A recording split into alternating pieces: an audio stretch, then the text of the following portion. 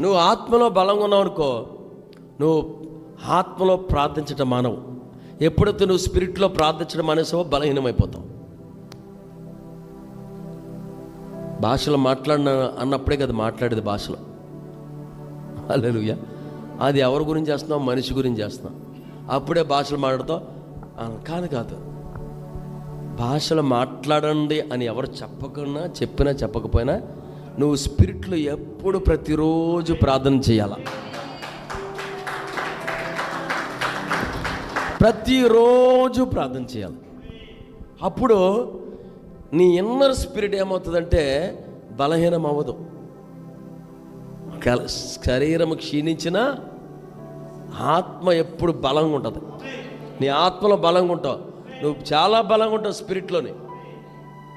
హల్లెలూయా.